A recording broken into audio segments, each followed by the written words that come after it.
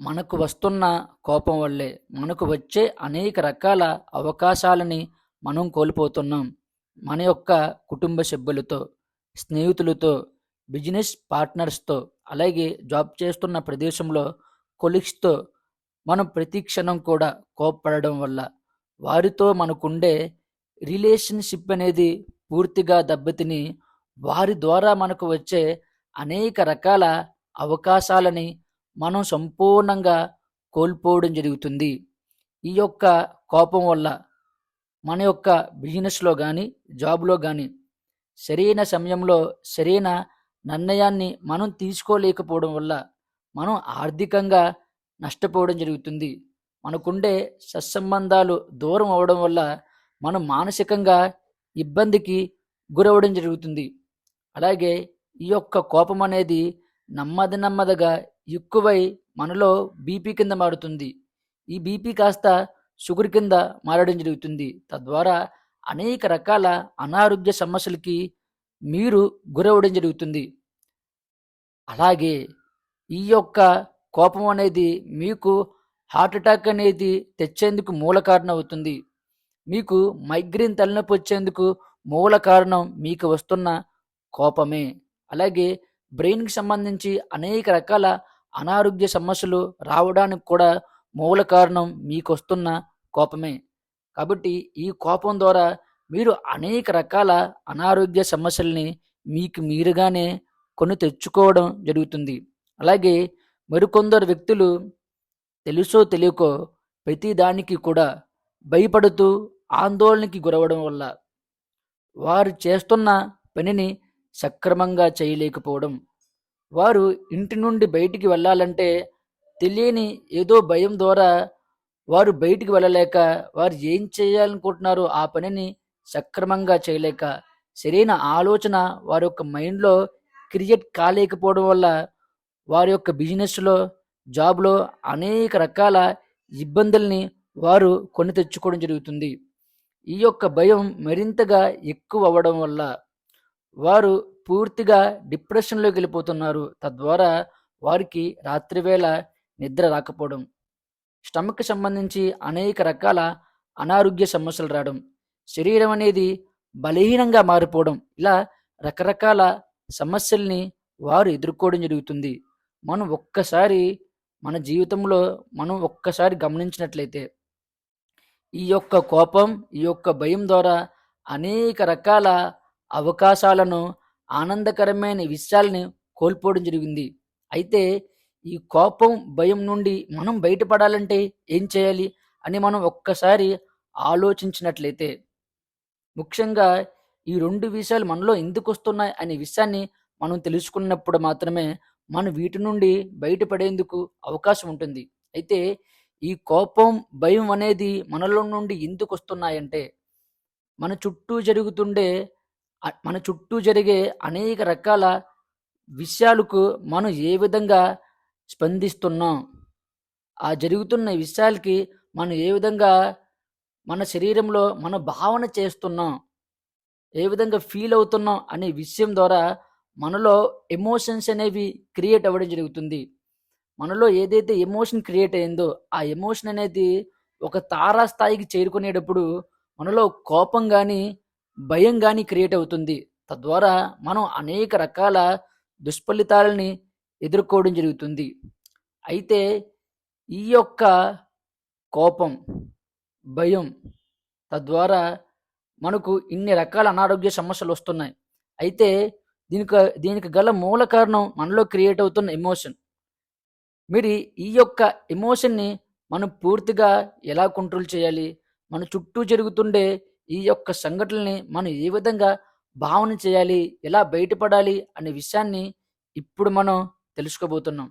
చూడండి స్నేహితులారా, మనకు బుద్ధుడి జీవితంలో జరిగిన ఒక సంఘటన అనేక రకాల కొత్త విషయాల్ని మనకు నేర్పించబోతుంది.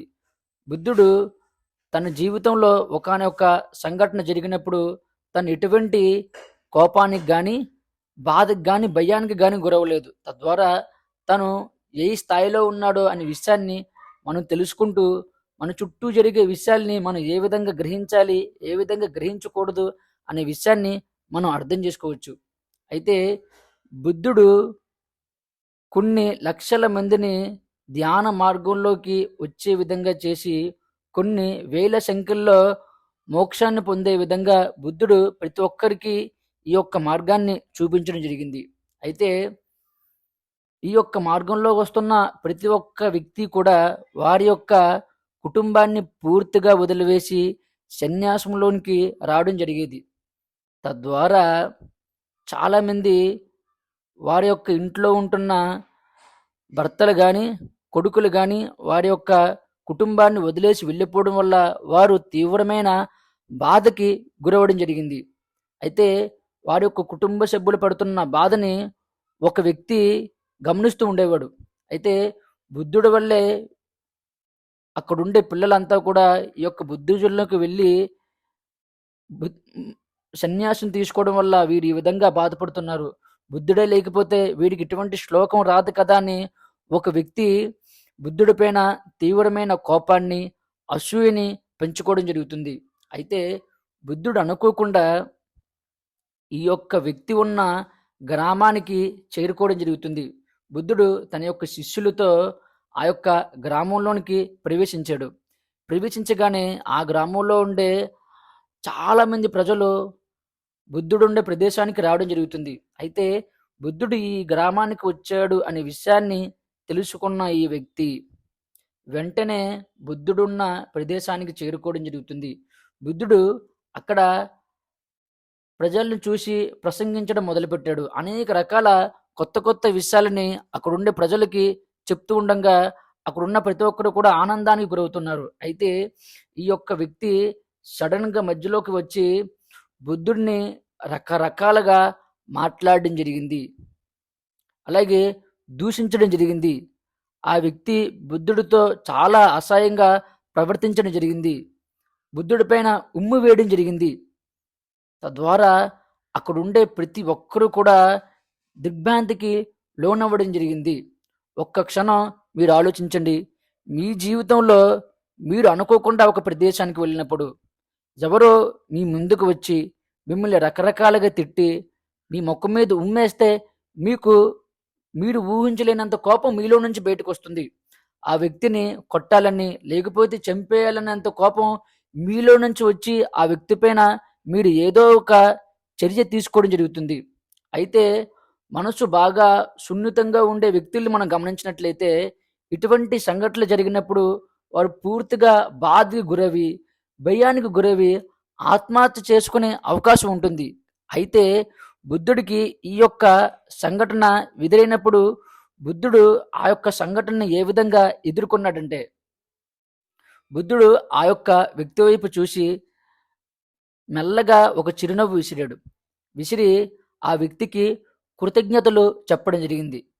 ఒక్కసారిగానే ఆ వ్యక్తి ఆశ్చర్యానికి గురవడం జరిగింది. ఏంటి, నేను బుద్ధుడిని అవమానించాను కదా, బుద్ధుడిని ఇంతనామం తిట్టాను కదా, నా మీద ఆ వ్యక్తికి ఎటువంటి ద్వేషం లేదా, కోపం లేదా, నన్ను ఏదైనా చేయాలనే ఆలోచన ఆ వ్యక్తిలో లేదా, నాకెందుకు ఈ వ్యక్తి కృతజ్ఞతలు చెప్తున్నాడు అనే ఒక రకమైన ఆలోచనతో ఆ వ్యక్తి బుద్ధుడిని, మీరు నాకెందుకు కృతజ్ఞతలు చెప్తున్నారు, నేను మిమ్మల్ని చాలా తప్పుగా మాట్లాడాను కదా అని అడగడం జరిగింది. అయితే బుద్ధుడు అప్పుడు ఆ వ్యక్తికి ఏమని చెప్తాడంటే, నువ్వు చేసిన పనికి ఎవరైనా సరే ఖచ్చితంగా కోప్పడతారు లేదా బాధకి గురవుతారు. కానీ నువ్వు చేసిన ఈ యొక్క పని నాలో కోపాన్ని కానీ, బాధను కానీ, భయాన్ని కానీ క్రియేట్ చేయలేదు. అంటే నేను ఈ యొక్క కోపాన్ని, భయాన్ని, బాధని జయించాననే విషయం నీ ద్వారా నేను తెలుసుకున్నాను. అందుకే నీకు నేను కృతజ్ఞతలు చెప్తున్నానని బుద్ధుడు ఆ యొక్క వ్యక్తికి ఈ యొక్క మాట చెప్పడం జరిగింది. ఒక్కసారిగా ఆ వ్యక్తికి ఏం జరుగుతుందో అర్థం కాలేదు. అర్థం కాక ఆ వ్యక్తి తన యొక్క ఇంటికి వెళ్ళిపోతాడు. బుద్ధుడు ఆ దగ్గరలో ఉండే మఠానికి వెళ్ళిపోవడం జరుగుతుంది. అయితే అప్పుడు ఆ వ్యక్తి జరిగిన ఈ యొక్క సంఘటనని పదే పదే ఆలోచించడం మొదలు పెడుతూ ఉంటాడు. నేను బుద్ధుడిని ఇంత రకంగా అవమానించాను కదా, దూషించాను కదా, అయినా సరే ఆయన ఎందుకు దాన్ని చాలా సీరియస్గా తీసుకోలేదు, ఆయన ఎందుకు బాధపడలేదు, ఎందుకు కోప్పడలేదు, ఆయన చాలా సింపుల్గా ఎందుకున్నాడు అంటూ ఆ రోజు ఆ వ్యక్తి జరిగిన ఆ సంఘటన ఆ రాత్రంతా ఆలోచిస్తూ పూర్తిగా నిద్రపోడు. నిద్ర పట్టదు ఆయనకి అసలు. నిద్ర పట్టకపోతే తర్వాత రోజు ఉదయము ఆయన నిద్ర లేచి తర్వాత రోజు ఉదయము ఆయన బుద్ధుడు ఉన్న మఠానికి చేరుకొని బుద్ధుడి యొక్క కాళ్ళు పట్టుకోవడం జరుగుతుంది. పట్టుకోగానే బుద్ధుడు వెంటనే, "నువ్వేంటి నా కాళ్ళు పట్టుకున్నావు? నీవు నిన్న ఏ విధంగా అయితే నాతో ప్రవర్తించావో అదే విధంగా ప్రవర్తించు. నన్ను ఏదైనా తిట్టు, నన్నేమైనా కొట్టు, అలాగే నాతో చెడుగా ప్రవర్తించు. తద్వారా నాలో కోపం గాని, భయం గాని, లేక ఇంకేదైనా నాలో చెడు గుణం ఏదైనా ఉంటే అది నాలో ఉందా లేదా అనే విషయాన్ని నేను పరీక్షించుకుంటాను. నువ్వు ఈ విధంగా ప్రవర్తించకని" బుద్ధుడు ఆ వ్యక్తితో చెప్పడం జరుగుతుంది. అయితే ఆ వ్యక్తి ఒప్పుకోడు. "లేదు, మీరు చాలా ఉన్నతమైన స్థాయిలో ఉన్నారు. కాబట్టి మీరున్న స్థాయిని నేను గుర్తించలేకపోయాను. నాది తప్పైపోయిందని" ఆ వ్యక్తి బుద్ధుడి యొక్క కాళ్ళు పట్టుకొని ఆ వ్యక్తి బుద్ధుడి యొక్క శిష్యుడి కింద మారిపోవడం జరుగుతుంది. తద్వారా ఈ యొక్క కథ మనకు ఏం చెప్తుందనేది ఇప్పుడు మనం ఒక్క క్షణం గమనిద్దాం. ఇక్కడ బుద్ధుడికి ఆ వ్యక్తి చాలా దారుణంగా అవమానించడం జరిగింది. రకరకాలుగా మాట్లాడడం జరిగింది. అయితే బుద్ధుడు ఎందుకు ఆ క్షణంలో కోప్పడలేదు? ఎందుకు బుద్ధుడు ఆ క్షణంలో బాధపడలేదు, భయపడలేదంటే, ఉదాహరణకి మీ దగ్గర ఒక రూ. 10 నోటు ఉందనుకుందాం. మీరు రోడ్డు మీద నడుచుకుంటూ వెళ్తున్నప్పుడు ఒక బిచ్చగాడు మీ వద్దకు వచ్చి, "అయ్యా, మీ దగ్గర ఏదైనా దానం ఉంటే దానం చేయండి" అని మిమ్మల్ని అడగడం జరిగింది. అడిగినప్పుడు మీ దగ్గర ఉన్న ఆ యొక్క రూ. 10 మీరు దానం చేసినట్లయితే, ఆ రూ. 10 దానం తీసుకున్న ఆ యొక్క భిక్షగాడిది అవుతుంది. అదే మీరు ఆ యొక్క రూ. 10 దానం చేయకపోతే ఆ రూ. 10 మీ దగ్గరే ఉంటాయి కదా! అంటే దానం చేసినప్పుడే ఆ డబ్బులు ఆ వ్యక్తికి చేరుకుంటున్నాయి. దానం చేయకపోతే మీ దగ్గర ఉంటున్నాయి. అక్కడ ఆ వ్యక్తి స్వీకరించాడు కాబట్టి ఆ రూ. 10 ఆ వ్యక్తివయ్యాయి. స్వీకరించకపోతే ఆ రూ. 10 మీ వద్దే ఉంటాయి కదా! అలాగే బుద్ధుడి దగ్గరికి వెళ్ళి బుద్ధుడిని నానా మాటలు తిట్టిన వ్యక్తి తిట్టిన మాటల్ని బుద్ధుడు స్వీకరించలేదు కాబట్టి బుద్ధుడిలో కోపం గాని, బాధ గాని, భయం గాని క్రియేట్ కాలేదు. బుద్ధుడు ఆ యొక్క మాటలని స్వీకరించలేకపోవడం వల్ల తనన్న మాటలు ఆ వ్యక్తికే పదే పదే గుర్తుకు వచ్చి ఆ రోజు రాత్రి ఆ వ్యక్తి నిద్రపోనివ్వకుండా ఆ వ్యక్తి పైన ప్రభావం చూపించడం జరిగింది.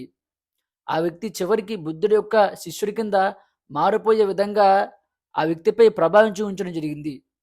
కాబట్టి మీ జీవితంలో జరుగుతున్న రకరకాల సంఘటనలు గాని, రకరకాల పరిస్థితులు గాని జరిగేటప్పుడు అక్కడ జరుగుతున్న ప్రతి విషయాన్ని మీరు మీ యొక్క మనసులోకి ఎలా తీసుకుంటున్నారు?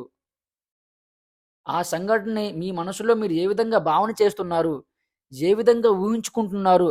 అనే దాని ద్వారా మాత్రమే మీలో కోపం గాని, భయం గాని, బాధ గాని క్రియేట్ అవ్వడం జరుగుతుంది. బుద్ధుడు అక్కడ ఆ వ్యక్తి తిట్టిన మాటల్ని స్వీకరించలేదు కాబట్టి బుద్ధుడిలో కోపం గాని, భయం గాని క్రియేట్ కాలేదు. మీలో కోపం గాని, భయం గాని క్రియేట్ అవుతుందంటే మీ చుట్టూ ఉండే వ్యక్తులు చెప్తున్న రకరకాల మాటల్ని మీరు ప్రతి క్షణం కూడా స్వీకరిస్తున్నారు. నన్నే తిడుతున్నారు, నన్నే తక్కువ చేస్తున్నారు, నన్ను అవమానిస్తున్నారు అంటూ మీరు పదే పదే ఆ మాటల్ని తెలుసుకుంటూ మీ మనసులో భావన చేయడం ద్వారా, మీ మనసులో ఊహించుకోవడం ద్వారా మీలో కోపం గాని, భయం గాని క్రియేట్ అవుతుంది. కాబట్టి ఒక్క క్షణం ఆలోచించండి. మీ జీవితంలో జరిగే ఏ విషయం కూడా అది సత్యం కాదు, శాశ్వతమైనది కాదు. వారి మనసులో ఏదో చెడు ఆలోచన పెట్టుకొని మిమ్మల్ని దూషించాలని దూషించారు. బుద్ధుడిని ఆ వ్యక్తి ఎలాగైతే దూషించాడో ఆ విధంగా. అంత మాత్రంగా బుద్ధుడు చెడ్డవాడు కాదు కదా! అలాగా మిమ్మల్ని ఎవరో దూషించారని మాత్రంగా మీరు చెడ్డవాడు కాదు కదా! మీ జీవితంలో మీరు ఏది సాధించకుండా ఉండరు కదా! కాబట్టి మీ జీవితంలో మీరు అనుకున్నది సాధించగలరు. మీరు అనుకున్న స్థాయికి చేరుకోగలరు. కానీ ఎవరో అన్న మాటలకి మీరు రిజెక్ట్ అవ్వి మీరు ఎందుకు మానసికంగా బాధపడాలి? విపరీతంగా కోపానికి ఎందుకు గురవ్వాలి? తద్వారా మీ జీవితంలో మీ యొక్క విలువైన సమయాన్ని మీరెందుకు కోల్పోవాలి? ఒక్క క్షణం మీరు ఆలోచించండి. కాబట్టి స్నేహితులారా, మీకు జరుగుతున్న ప్రతి విషయాన్ని కూడా మీరు పూర్తిగా ఆలోచించి మీ జీవితంలో మీరు ముందుకు వెళ్ళే విధంగా ఒక ఆలోచన చేయండి. తద్వారా మీరు అనుకున్న విజయాన్ని మీరు సాధించడం జరుగుతుంది. కాబట్టి ఒక్క క్షణం ఆలోచించండి. సరైన నిర్ణయం తీసుకోండి. జరిగే ప్రతి విషయాన్ని కూడా మీరు ఎలా గమనిస్తున్నారో ఒక్కసారి మిమ్మల్ని మీరు ఒక్కసారి ఆలోచించి, గమనించి మీరు దాన్ని భావన చేస్తారని నేను కోరుకుంటున్నాను. ఓకేనండి. మీరు ఇటువంటి విషయాలు మరిన్ని తెలుసుకొని మీ జీవితంలో ఉన్నతమైన స్థాయికి నేను చేరుకోవాలని మనస్ఫూర్తిగా కోరుకుంటున్నాను. అలా చేరుకోవాలంటే మన యొక్క ఛానల్‌ని సబ్స్క్రైబ్ చేయండి. వీడియో లైక్ చేయండి. అలాగే మీరు ఏదైనా సాధనా మార్గం ద్వారా మీ జీవితంలో ముందుకు వెళ్ళాలనుకుంటే క్లాసెస్ మేము అందజేస్తున్నాం. ఆ క్లాసెస్ ద్వారా మీ జీవితంలో మీరు అనుకున్న స్థాయికి మీరు చేరుకోగలరు. Thank you.